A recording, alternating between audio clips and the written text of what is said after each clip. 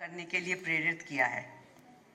मुझे इस बात पर विशेष रूप से गर्व है कि संविधान सभा के 389 सदस्यों में 15 महिलाएं भी शामिल थीं।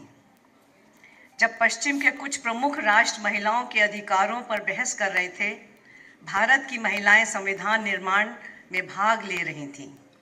उनमें से एक महिला हंसाबेन मेहता ने universal declaration of human rights को तैयार करने में भी महत्वपूर्ण योगदान दिया था।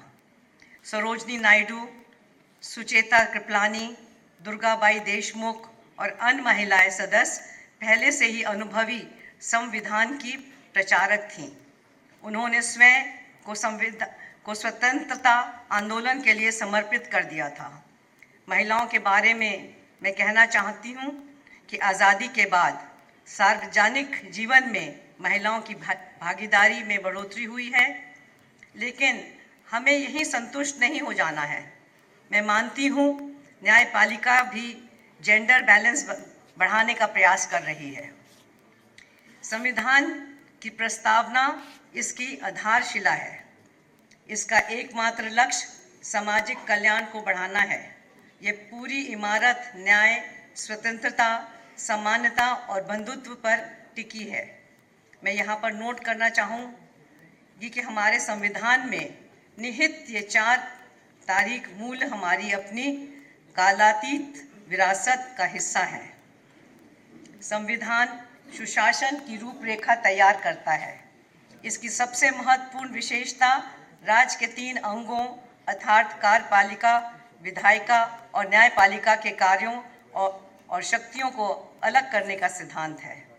हमारे गणतंत्र की यह पहचान रही है कि तीनों अंगों ने संविधान द्वारा निर्धारित सीमाओं का सम्मान किया है।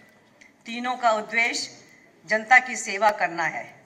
ये समझ में आता है कि नागरिकों के हितों का संरक्षण करने के उत्साह में 3 अंगों में से कोई भी अंग दूसरे से अलग बढ़ने का उत्साह दिखा सकता है। फिर भी हम संतोष और गर्व के साथ कह सकते हैं कि तीनों ने हमेशा लोगों की सेवा में काम करने की कोशिश करते हुए सीमाओं को ध्यान में रखा है। इस संबंध में मैं कहना चाहूँगी कि सर्वोच्च न्यायालय ने अपने उच्च मानकों और उच्च आदर्शों से प्रतिष्ठा अर्जित की है। इसने पूर्ण अनुकरणीय तरीके से संविधान के व्यवहारकार के रूप में अपनी भूमिका निभाई है। इस न्यायालय द्वारा पारित ऐतिहासिक निर्णयों ने हमारे देश के कानून और संवैधानिक ढांचे को मजबूत किया है। मैं इस समारोह में आयोजन के लिए जिला प्रशासन को बधाई देती हूँ। मुझे आज यहाँ आपके बीच में आने का अवसर मिला है और ख़ास करके मैं जो नौजवान बच्चे यहाँ बैठे हैं, हमारी इनमें बेटियाँ भी हैं और बहुत सारे नौजवान युवक भी हैं, और मैं इनको ये ज़रूर बताना चाहूँगी कि शायद अब से पूर्व संविधान की महत्वपूर्णता इतनी अच्छी तरीके से और अच्छी तरह से नहीं समझाई गई थी जिस तरह से आज के दिन ये समझाई जा रही है। तो मैं चाहती हूँ कि आप सब इसका अनुसरण करें और जिस चीज़ों से हम शायद वंचित रहें अपने समय में, आप उनमें हम लोग से अग्रणी हों। बहुत बहुत धन्यवाद आप सबका। जय हिंद।